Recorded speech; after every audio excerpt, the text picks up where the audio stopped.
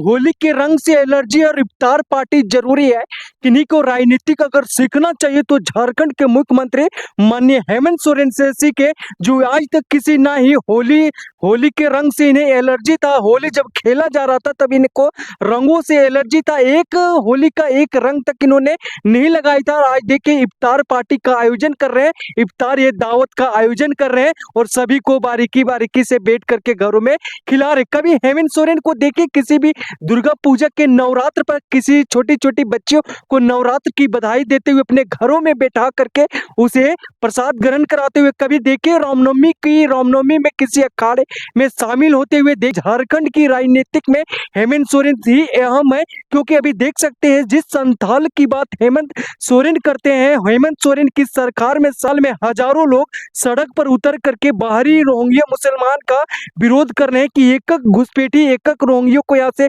झारखंड के संथाल से निकाला जाए, लेकिन हेमंत सोरेन का उसके प्रति एक पोस्ट तक नहीं निकले। और देखिए आज दावत ये इफ्तार में बैठ करके इफ्तार पार्टी का आयोजन कर रहे हैं, दावत कर रहे हैं, और उसमें कम से कम बैठे बैठे तो एक पोस्ट कर सकते थे कि हम दावत में इफ्तार में झारखंडियों मुसलमान की हम बात करते हैं, झारखंडियों मुसलमान के लिए ये नहीं, बाहरी घुसपैठियों के लिए नहीं। लेकिन शर्म करने की बात है कि जिस झारखंड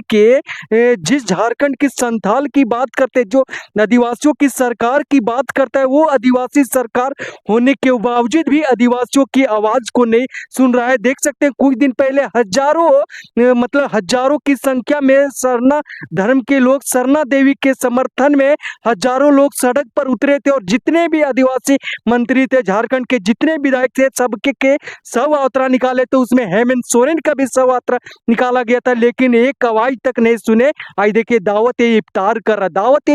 रहे, हमें उससे कोई मतलब नहीं है। लेकिन कभी होली के रंगों से आपको एलर्जी है, तो कभी रामनवमी में डीजे से आपको एलर्जी है, तो कभी आपको दुर्गा पूजा में अखाड़ों से एलर्जी है, तो कभी कभी आपको सावन के महीने में आपको एलर्जी है, बाबा धाम से आपको एलर्जी। आखिर ये तुष्टीकरण की राजनीति कब तक की वोट बैंक की राजनीति क्या होता है, वो हेमंत सोरेन से सीखे, क्योंकि उन्हें भी पता है कि ये हमारा वोट बैंक अगर इनके साथ हम नहीं रहेंगे, इनके साथ अगर हमारा छूट गया तो झारखंड में फिर हेमंत सोरेन की सरकार नहीं बन पाया। कभी देखे कि रामनवमी के डीजे पर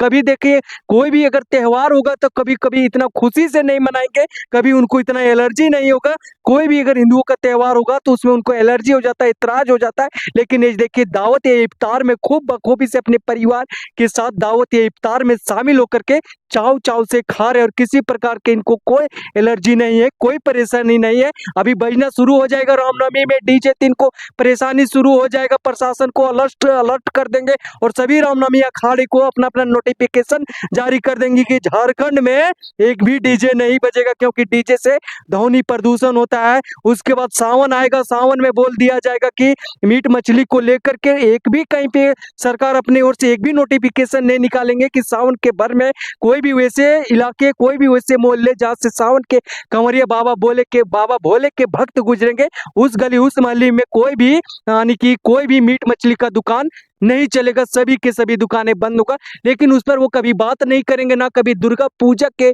यानी कि 9 दिन के नवरात्र होते हैं, उसमें किसी छोटी छोटी बच्चियों को अपने घर में बैठा करके वो पूजा पर पाठ पर नहीं बैठेंगे, क्योंकि इनको सख्त नफरत है, सख्त एलर्जी है, उनको प्यार है। दावत इफ्तार में देखे बहुत ही चाव से बैठे हैं, बहुत